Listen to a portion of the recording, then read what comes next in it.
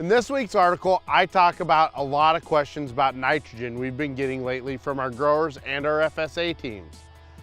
We're standing out here in a field today that's about V2, gonna go on to V3 here in about a week, and we need to think about nitrogen with all this rain, how much we've lost, how much is there, how much we're gonna need to finish, and what our real yield potential is.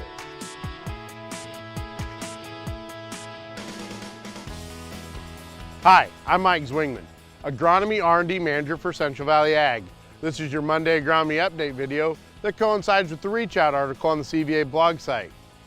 It's really easy for us to freak out and want to do something about this nitrogen right now. But I will tell you we have some time to wait. As you've read in my articles earlier this year, talking about how nitrogen applications will get more yield boost going on later, the same goes for if we're really short on nitrogen.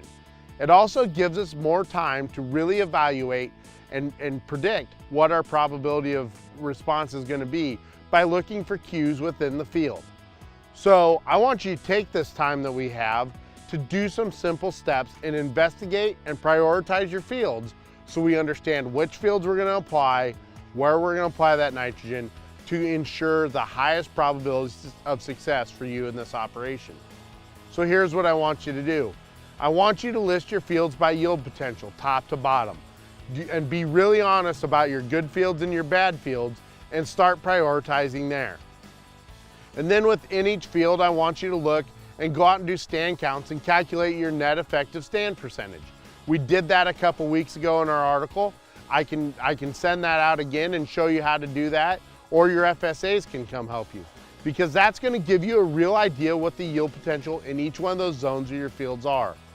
Break those individual fields up by zones based on soil type, based on how they infiltrate and slope, and then based on the net effective stand percentage to start to prioritize within each field where that nitrogen needs to be applied.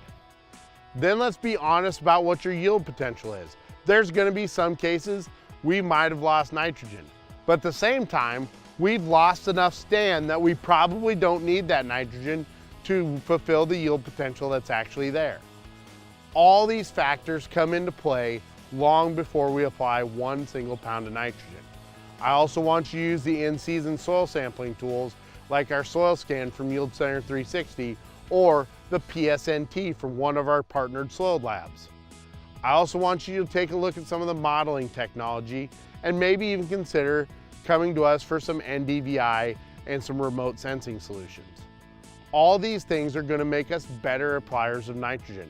It's going to make us more efficient. It's going to save us from putting nitrogen where we're not going to have any yield response. Because the very worst thing that could happen is we go out into this field today and apply 40 or 50 pounds of nitrogen and see no additional yield. It's not good for you. That's not good for your bottom line. That's not good for the long-term success of you or CVA.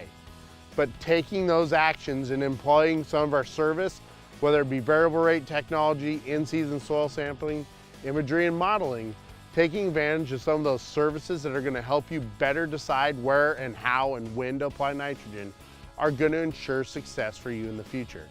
That's going to build a relationship between you and your trusted advisor through this chaotic time that's going to last into years to come. As always, be safe, and we'll see you next week.